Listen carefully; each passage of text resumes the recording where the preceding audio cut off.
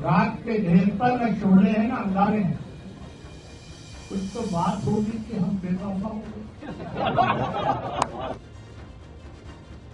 कांग्रेस के एक और दिग्गज बीजेपी में शामिल हो गए।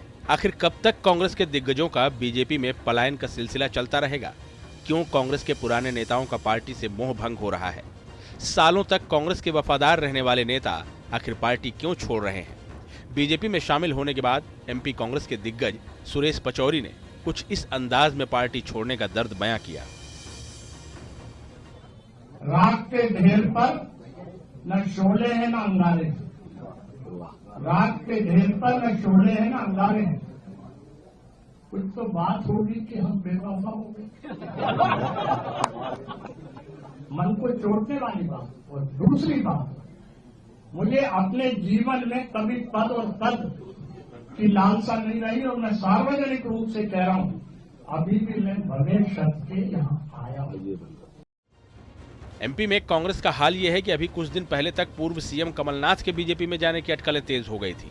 कमलनाथ तो फिलहाल कांग्रेस के साथ हैं, लेकिन सुरेश पचौरी ने फैसला ले लिया।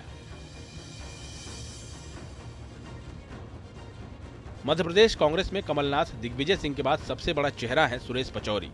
एमपी कांग्रेस में बड़े ब्राह्मण चेहरे के तौर पर उनकी पहचान थी। करीब 40 साल से पचौरी मध्य प्रदेश की सियासत में सक्रिय हैं।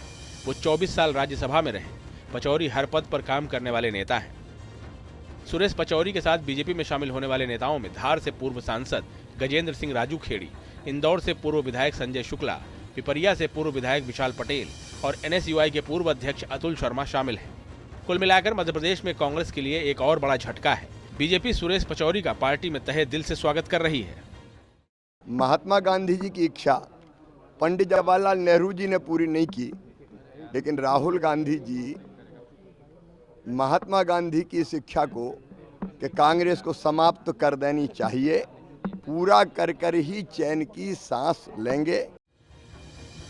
सुरेश पचौरी के बीजेपी में शामिल होने की अटकलें पिछले कुछ दिनों से जोर पकड़ रही थी। इसी बीच राहुल गांधी की भारत जोड़ो न्याय यात्रा मध्य प्रदेश से गुजरने का कार्यक्रम सामने आया।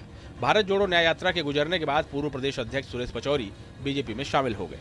मध्य प्रदेश में 2019 के लोकसभा चुनाव परिणाम की बात करें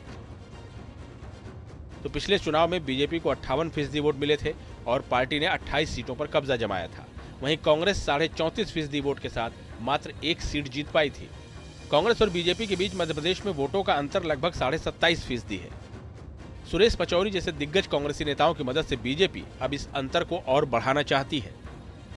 देखिए, सुरेश पचौरी जी मध्य प्रदेश में कांग्रेस के राजनीति के संत हैं और ऐसे व्यक्ति कांग्रेस में तो स्थान नहीं है, तो इसलिए उनको लगा कि आज के परिप्रेक्ष्य में माननीय प्रधानमंत्री नरेंद्र मोदी जी के नेतृत्व में मुझे जाकर के कुछ काम करने की जरूरत है। लेकिन सवाल सिर्फ मध्य प्रदेश का नहीं है।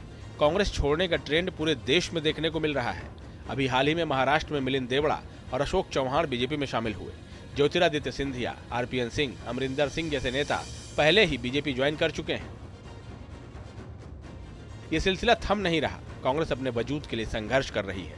सवाल है कि क्या राहुल गांधी की अगुवाई वाली कांग्रेस इस संकट से उबर भी पाएगी या फिर बीजेपी का कांग्रेस मुक्त भारत का नारा हकीकत बन जाएगा। Team news nation.